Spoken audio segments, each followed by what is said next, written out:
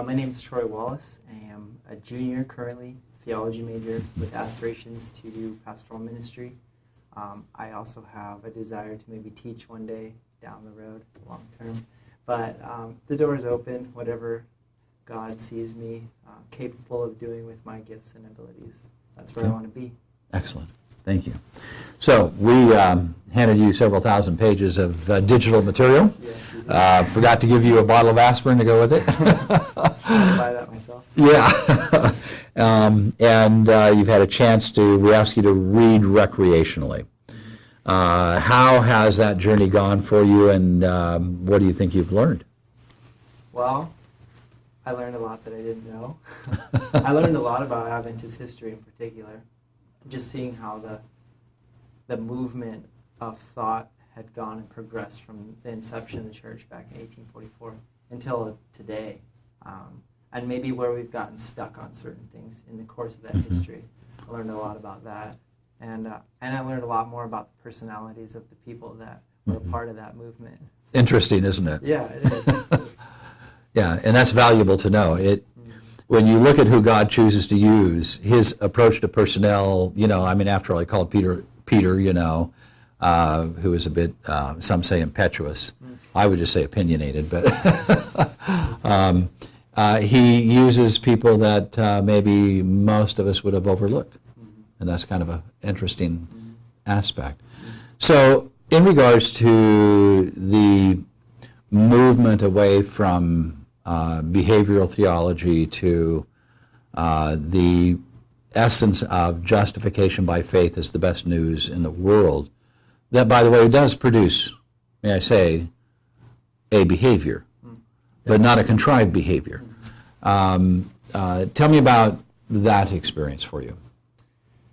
Yeah, looking at the division, I like the way, I think it was Jack Sequeira, he put it, that there's three movements in salvation. The first being justification, imputed righteousness, and then sanctification, imparted righteousness, and then glorification, the ultimate hope for all Christians. I thought that at least seeing that organization and how this doctrine affects our standing, in the most fundamental levels of us being totally saved by the work of Christ, definitely, it revolutionizes the way I see even my prayer life changing. Like, okay, I'm not going to ask God to help my behaviors change. I'm rather going to ask God to change my heart and pour himself out in me so that I might view my behaviors differently. I might see errors in my own ways and give those things to God. It's profound. Very profound. And so the essence of this message, I often ask this later on, but you've set it up nicely, so I'd like to just kind of jump in. Ellen White said that this is the message that would illuminate the earth with the glory of God. She doesn't give that to any other doctrine of who we are as Seventh-day Adventists.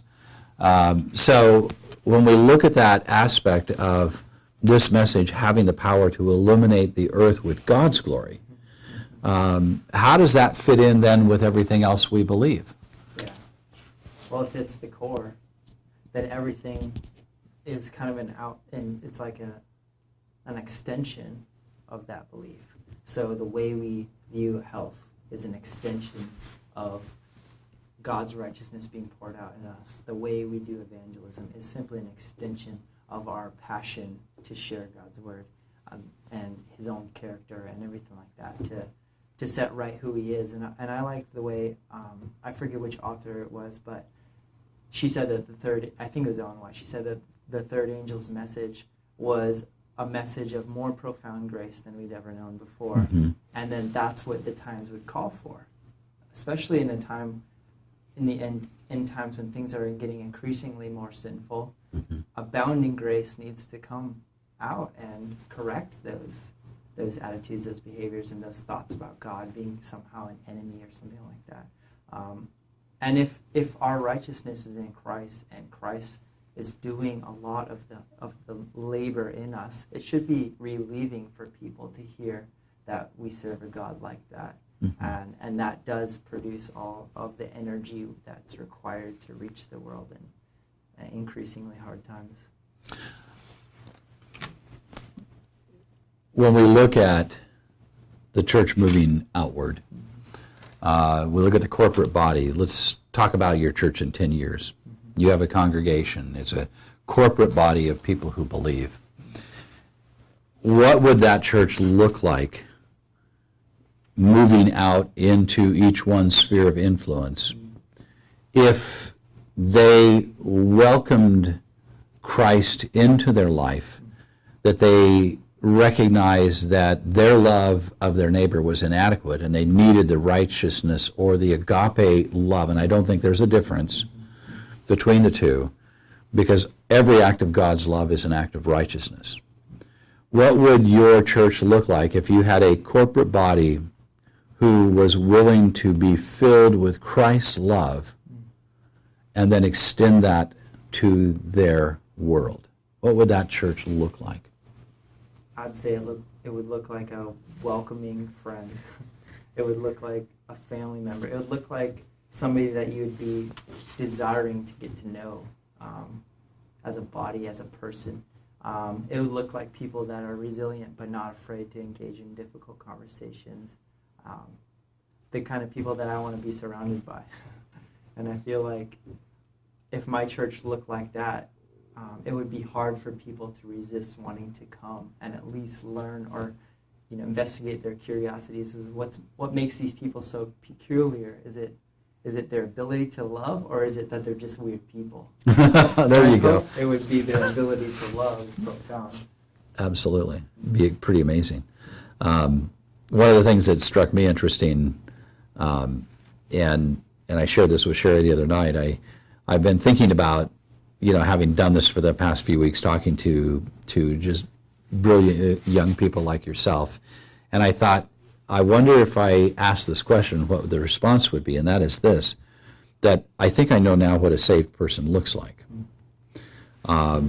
It would be the Galatians 3 experience, that if Christ is in you, Colossians 1:27, the hope of glory, now you are free from gender issues, you are free from ethnic issues, they're no longer binding you, and you're free from social economic issues. Do you think that's a fair definition of a saved person, someone who is free of prejudice? Yeah, I think I look at Paul, and what Paul said I've learned to be content in any situation. And that is the fluctuation of economic situation, of emotional highs and lows, of having friends, not having friends. And what can position a person to be like that, content in all situation, unless they've been saved, unless God's righteousness has been just poured out in overwhelming abundance in that person's life.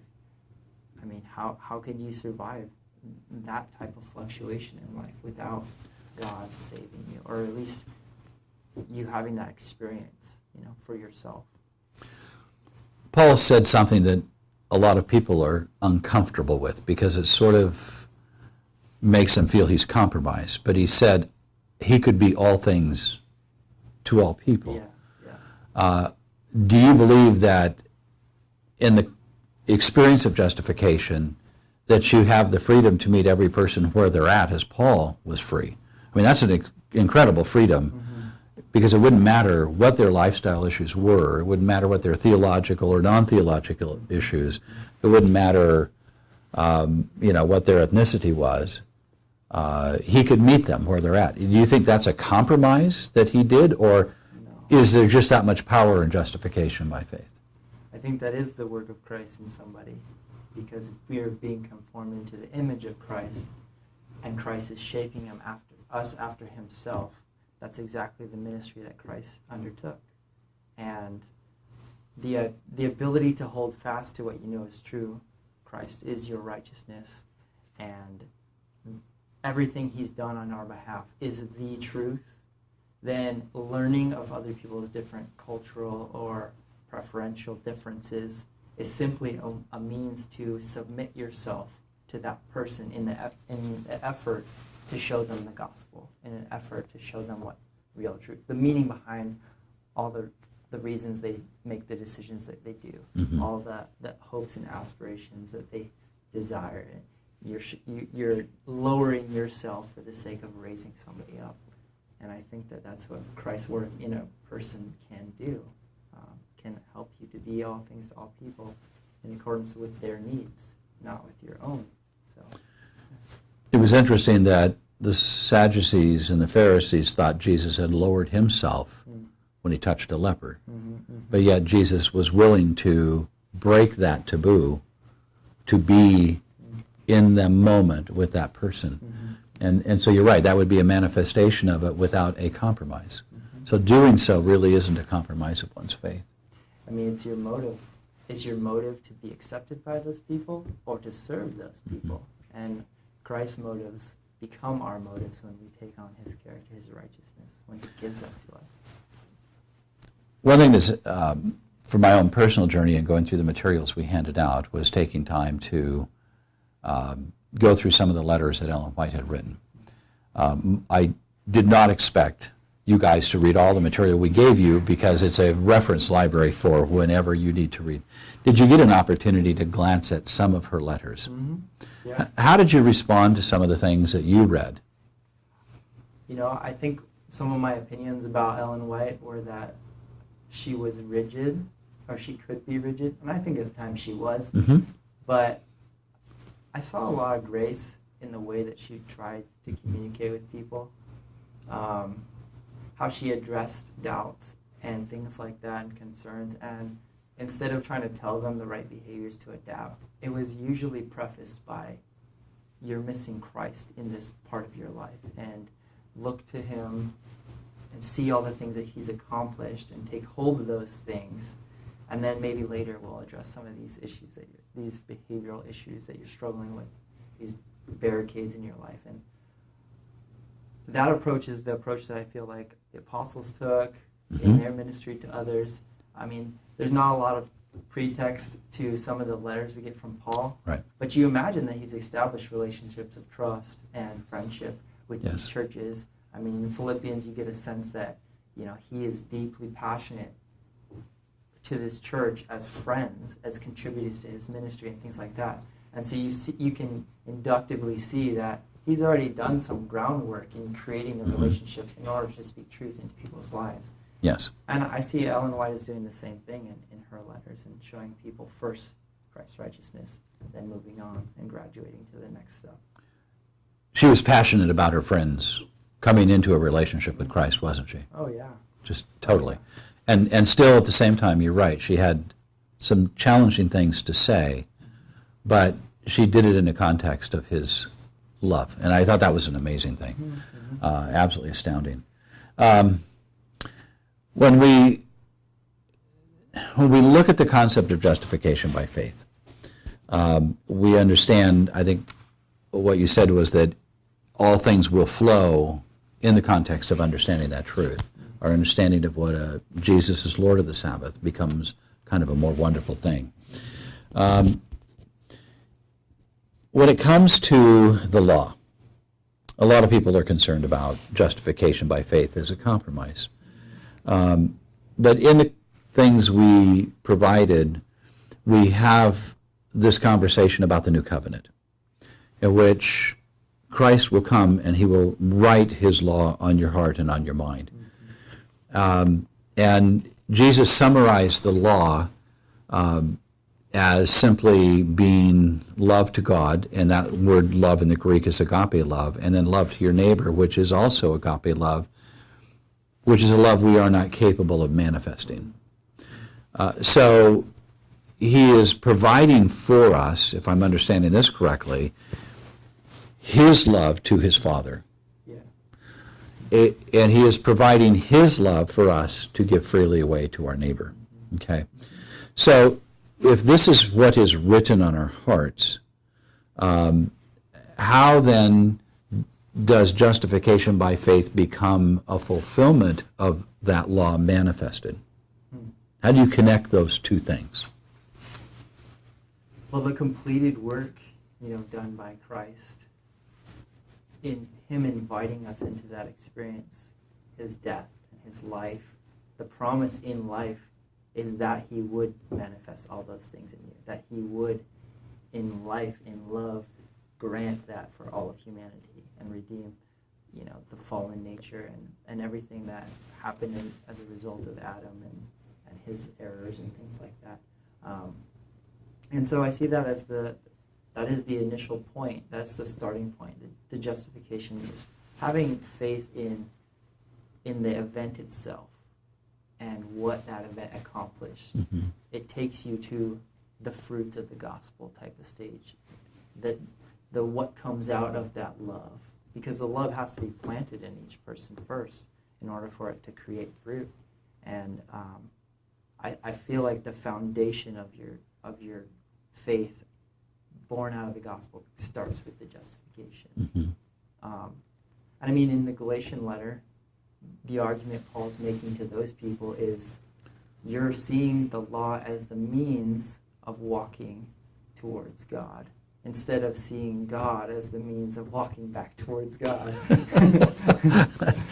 That's exactly right, yes. And so, that's the basis of your hope. The crucifixion, Paul says, I hope to preach nothing but Christ and Him crucified. And that's the call of every Christian, is to do the same and to show people where they can stand and to build on that. So. Because that crucifixion was us. Yeah, and Him. In Him, absolutely, united. Yeah.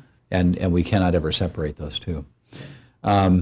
So, Troy, out of this experience, one of the conversations we had, and I'm talking to a millennial, okay, from your generation, the young lady we were talking with said that the challenge for her generation as millennials is that they want essentially two things. One is honesty. The other is truth. And so when I look at this message and I'm listening to your generation talk about your experience, let's have a short conversation about how this message can create an honesty with the millennials and a truth that has potential for hope and joy for them. So let's start with the honesty.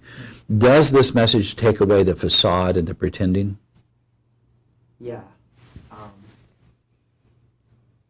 I think in the culture that we live in, people really prize autonomy and that need to self-identify with whatever they feel is true to themselves. And with that, it's a struggle for honestly, because how can somebody honestly say one thing, but somebody else honestly say something else and have them reach the same agreements at the end? It doesn't happen. So I would take a different approach in the way that I understand the issues. And I'm going to look at this as a sociological phenomenon in America right now. We live in an orphaned age, spiritually and literally, right? The divorce rates being what they are, trust of authority has been degraded and things like that. And taking honesty from something that you're trying to give authority to is a struggle for millennials. And so I think the key to bringing honest conversations and presenting the truth back to millennials is simply by reconnecting the bridge between older generations and younger generations. They need to see that authority figures aren't conspiring to control them and things like that, but are rather trying to show them something good. And I myself, I'm a child from a divorced home, and I recognize that at some point in my life I had to face, so to speak, the failures and the absences of my parents in certain key critical times. And that idea, that distrust, got transposed onto my thoughts about God, right? And if this is a generational issue for young people, so many people coming from the same place that I was coming from, then that trust of authority and lower age people, younger people, has to be reestablished. So I think it takes a lot of intentionality and a lot of vulnerability of our weaknesses, just mutually, and kind of presenting even the Christian journey. We're all very, very human people, and we need to connect on those things that make us human. And then we need to share how how the hope of glory, how Jesus Christ actually intercedes in that brokenness and takes us out of that fragile humanity into this very secure humanity that's found in Jesus. This is really interesting to me. And what I find very, very interesting is that if I'm hearing you correctly, that you're saying that as I'm looking at that older generation because of my age, no denial of that, but you're saying that we need to take responsibility for our approach to this in a different way. And when I hear you say that, what comes to my mind is where I look at my church and I look at secular society, which we live in both, where we don't always have an honesty. We don't always have honesty in our justice and how we treat each other. So there's challenges there. And I'm talking like, school discipline, I'm talking about even within our judicial system, some things just don't seem to be honest or fair. One can argue many different approaches to that problem. So talking to this generation, I'm sitting here, and you're saying we need to have a greater sense of humility. Are you saying that we need to take ownership of, could I use the word pretending or pretext of spirituality? Have we created a facade of some kind? I think, certain people, definitely, not all people. No, I'm not saying generally, but I'm talking generationally. Yeah. Enough that it can be attached as something we should own. Yeah.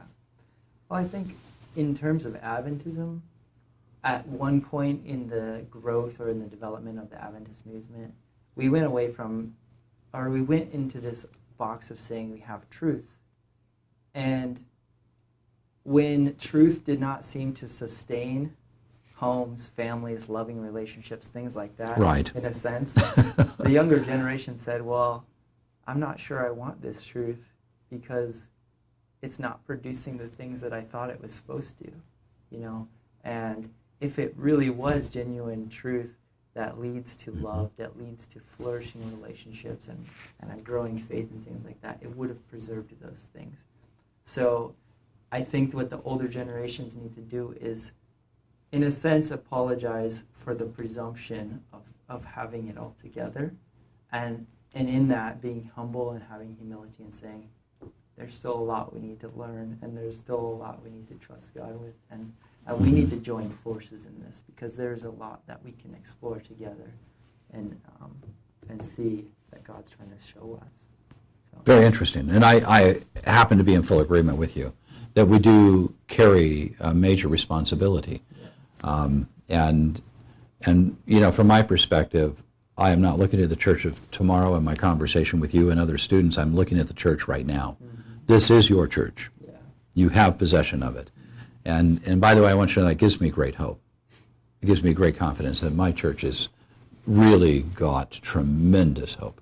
So I thank you for that. But it is a challenging question. How do we come alongside of people and meet them and still have integrity? So Troy, in our journey, is there anything that we haven't put on the table that you would like to say about your experience or something additional? Yeah, I think that people don't really know what a daily experience with righteousness by faith can look like. Mm-hmm. And I shared this with the church that I preached at. My experience, literally the day that I realized what Christ's righteousness meant to me, was the day that what essentially liberated me to love people. Prior to that, I had been much more skeptical, judgmental, a little bit harder to reach, spiritually, emotionally. But I had heard a sermon on, essentially it was on justification, but he clothed it in perfectionism, so to speak. He was preaching about perfectionism, but at the heart of that was justification by faith, the righteousness of Christ, right, and things like that. And, striving as much as I was in this time of my life trying to please God, I was constantly frustrated. And then I realized there was nothing more to do from my end in trying to please God. And I can give that up and simply acknowledge that God is trying to accomplish things for his own glory and will in my life and in everybody else's life. It freed me to just have simple, loving relationship with other people. And I left my house hearing the sermon and feeling free, and I went to a tent meeting, and I was looking at people, and I told the church, I said, all I saw was light. I looked at people's faces, and I saw light. Everybody Awesome. was a light. You know, their faces were gleaming. I had the biggest smile I've ever had, and it was just like, this is what heaven's supposed to be like. This is what heaven on earth is supposed to be like. Mhm. The freedom to love and to engage and to lay prejudice aside and to lay judgment aside and to just live through the grace of God. Yeah, profound experience. And I think that part of living out righteous by faith is showing people that that's possible for them, Mhm. and that God is inviting them to know that and to live that. So. That's the honesty that your generation is looking for. Authentic. It's authentic, experience, yeah. it's real, Yeah. and it is a viable truth. Mhm. And I appreciate that. Well, I thank you. I really do appreciate it. It's been a good conversation. Thanks.